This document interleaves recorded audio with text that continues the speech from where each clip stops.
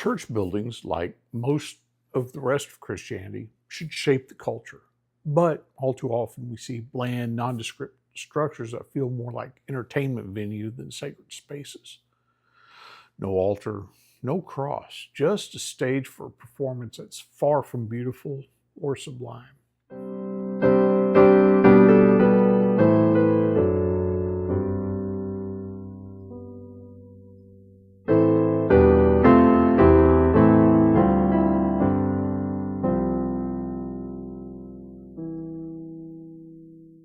Good morning, good afternoon, good evening, whenever you are watching, from wherever you are watching. Welcome back to In With and Under. All around us, we see beauty in God's creation, from mountains of flowers to streams, grasslands, and my favorite, beaches. God made a world of beauty for us to enjoy, and yet we often eschew this beauty, desecrating it, taking it for granted, or destroying it. Throughout history, mankind didn't just observe God's creation, we complemented it. Our art, our architecture, even our music sought to echo the beauty He built into the world, especially in the houses where His word is preached and sacraments are rightly administered.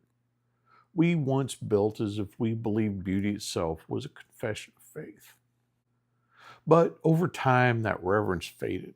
The sublime gave way to the sterile. Beauty was traded for banality, and jejunity crept into the very spaces meant to draw us toward eternity. Even in the most liturgical of Western churches, we see a drift away from what elevates a service beyond the ordinary. A reverent thanksgiving to God who gave us His Son and gives us His presence. Many churches still hold beauty, yet lean toward austerity. What's missing in these spaces is the sublime.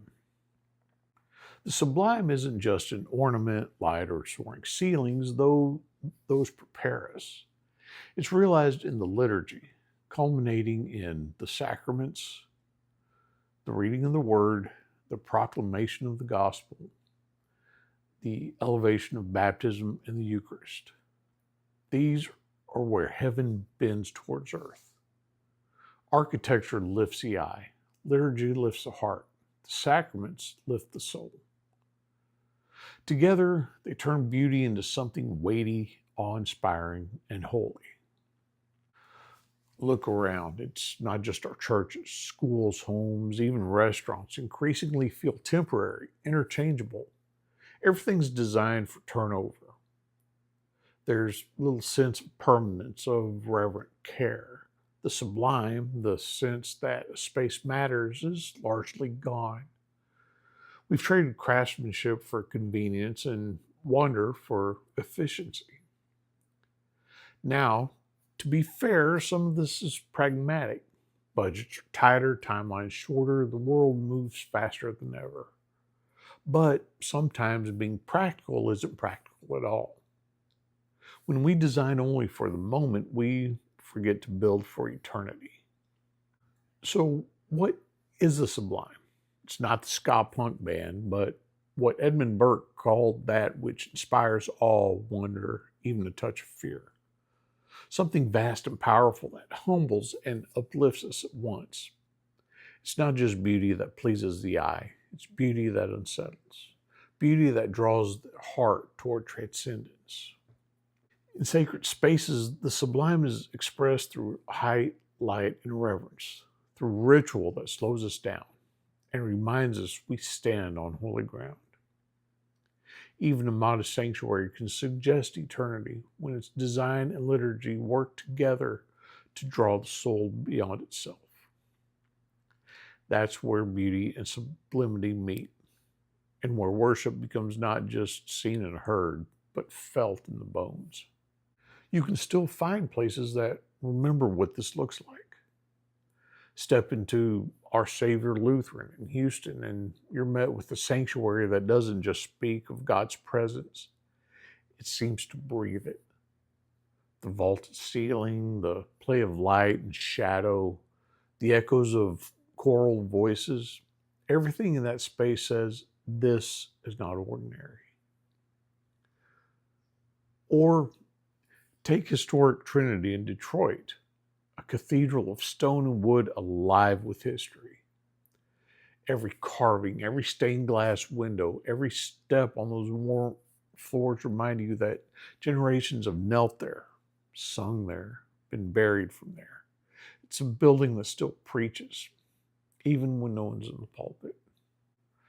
And then there's St. Paul and Sermon, the only Lutheran blue church, painted by hands that probably never studied art formally, yet knew instinctively that heaven deserved color, that even rural Texas soil could host a foretaste of glory. Simple, yet not austere. Humble, yet filled with reverence. Each of these churches, and many like them, capture something our age has forgotten. The sublime doesn't demand grand budgets or celebrity architectures. It demands intention, reverence, and the courage to build for eternity instead of efficiency. These places remind us that worship, like architecture, should not be disposable. It should be eternal in direction, lifting eyes, hearts, and souls toward God who made all things beautiful and who makes even beauty itself sublime.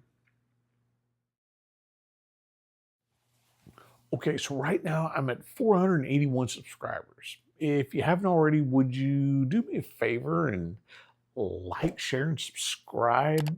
It really helps the algorithm find In With and Under and gets me closer to that vaunted 3,000 watch hour mark.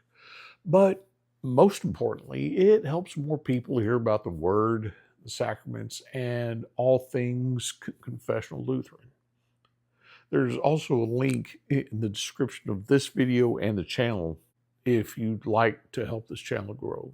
And with that, God bless you and thanks for being part of this.